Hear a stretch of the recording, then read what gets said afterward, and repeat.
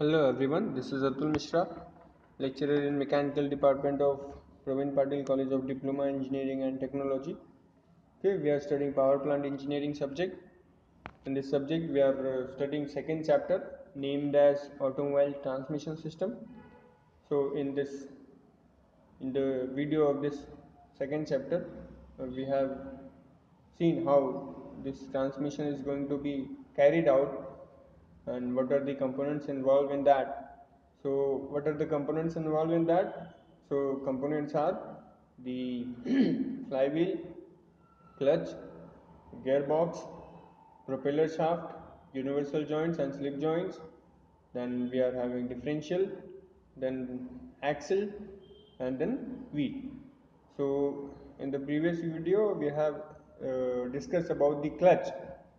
uh, the working principle of clutch we have discussed, and we have also discussed about the classification of clutch, and we have discussed about single plate clutch, multi plate clutch, centrifugal clutch, okay, diaphragm clutch.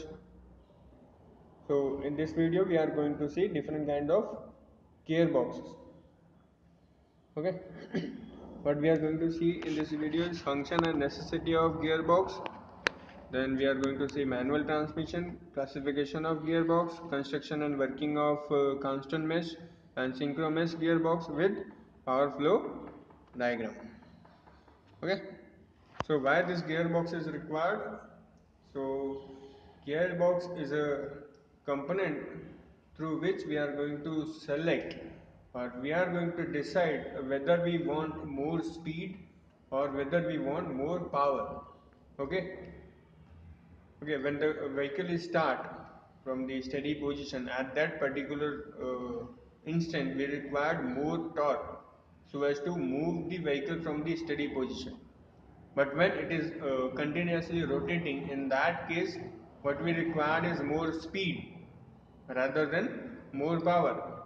So accordingly we are having number of gears attached in this gearbox. So according to that we select that first gear, second gear, third gear, fourth gear.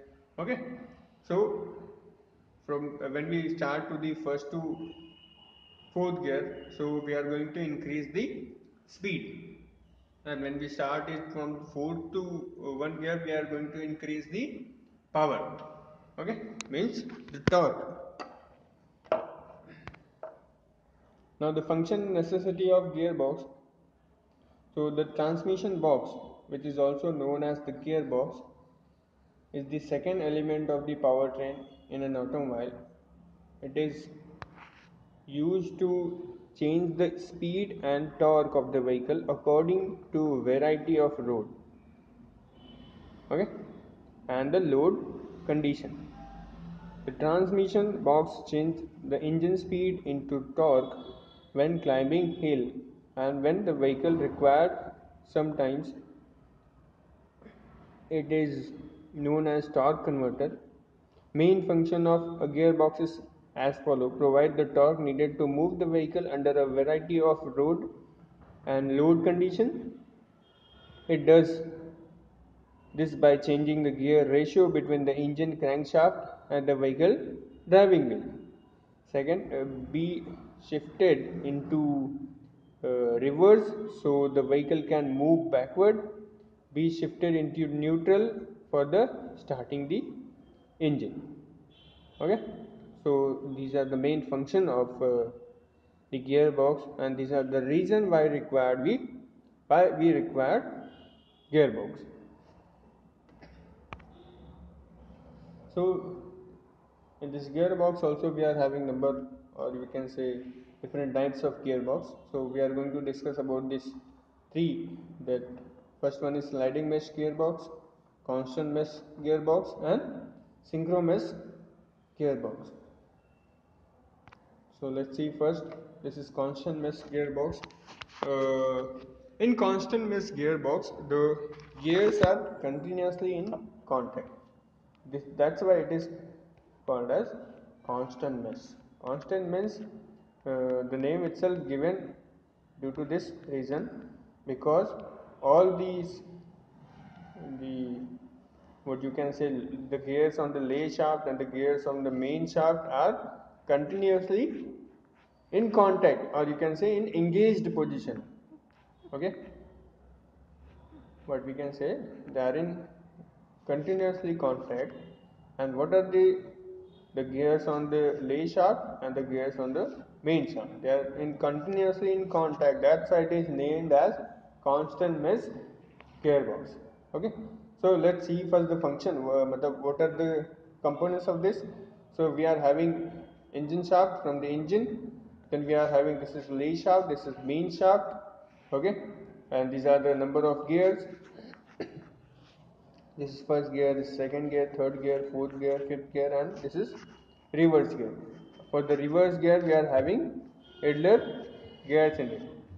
Okay, these are the gear selecting fork, and this is dog clutch. This is dog clutch. This is gear selecting fork, and this is handle through which we are going to handle, or we are going to shift the gear. This is also can be called as gear shifter.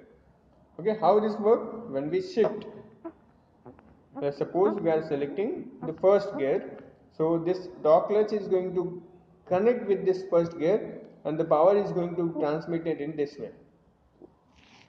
Okay, power is going to be transmitted in this way.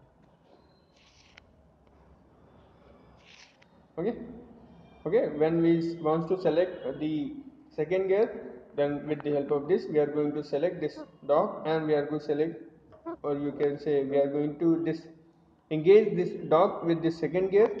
This is going to combine with the second gear, and the power is going to be transmitted through this way. Okay, the power is going to be transmitted in this way, like this. Okay, say in the same way, when we want to select the third gear, then we have to select, sorry, then we have to select the second dog clutch, so as to select the third and fourth gear. Okay, accordingly, when we select this third gear, then again power is going to be transmitted through this gear only.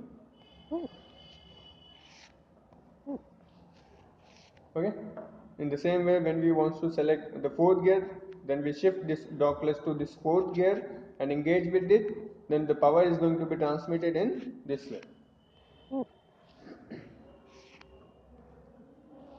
Okay, like this.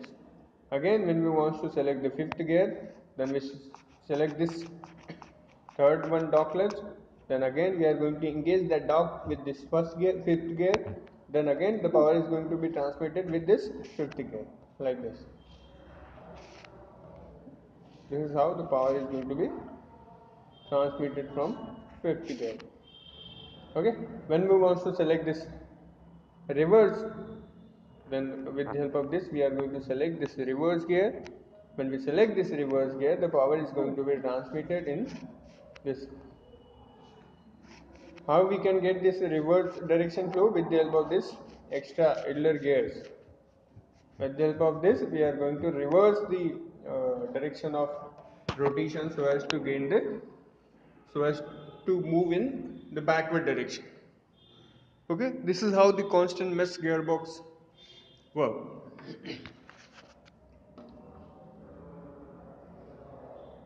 Okay, one more point is there in this.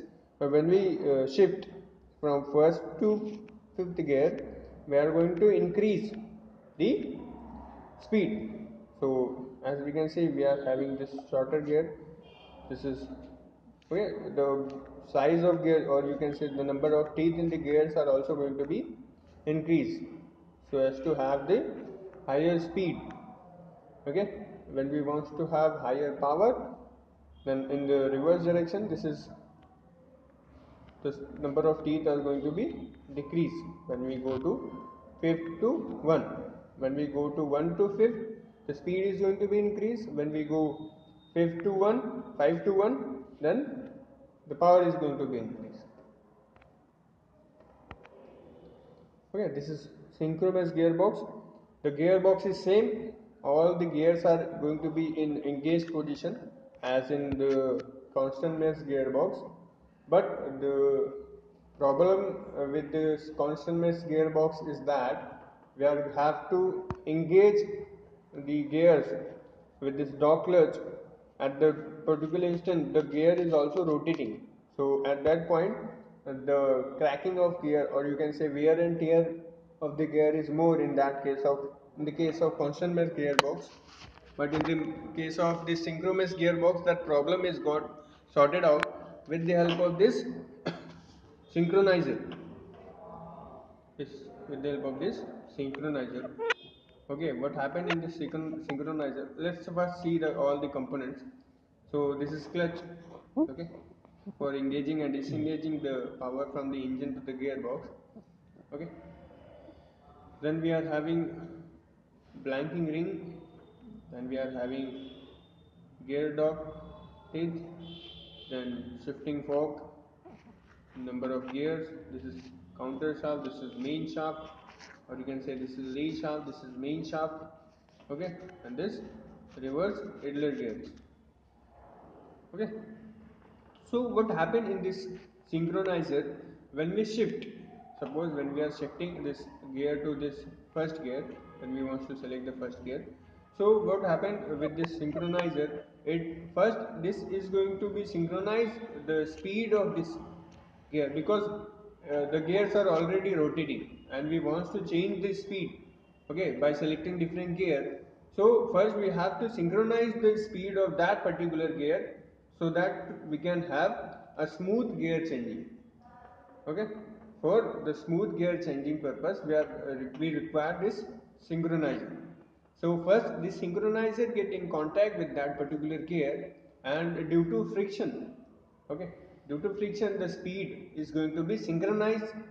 Okay, after that this dog is going to be combined with that particular gear and rotate with the same speed. So this is how it synchronizing, or you can say synchronous gearbox work. And what is the advantage of the synchronous gearbox? The smooth gear changing. What we are getting is smooth gear changing.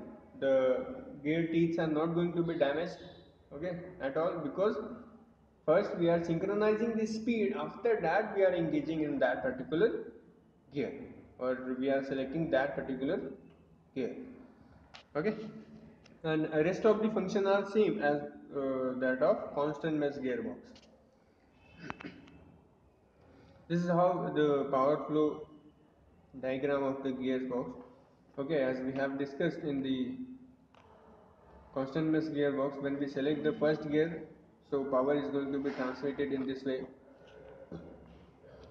The power is going to be transmitted through the first gear only. Okay, when we select second gear, the power is going to be transmitted through second gear only.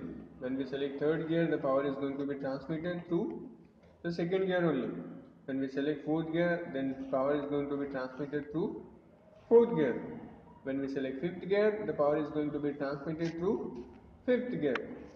The rest of the gear are going to be rotate because they are in constant mesh. They are also in meshing condition, but the power is going to be transmitted through that gear only at which the dog is going to be connected. Okay, dog is going to be connected means what? Whichever gear we are going to select with the help of selecting fork. Okay, the power is going to be transmitted through that particular gear only. Okay, in the case of reverse gear, the power is going to be transmitted through this. Okay, this is how the flow diagram of the gearbox functions. Thank you.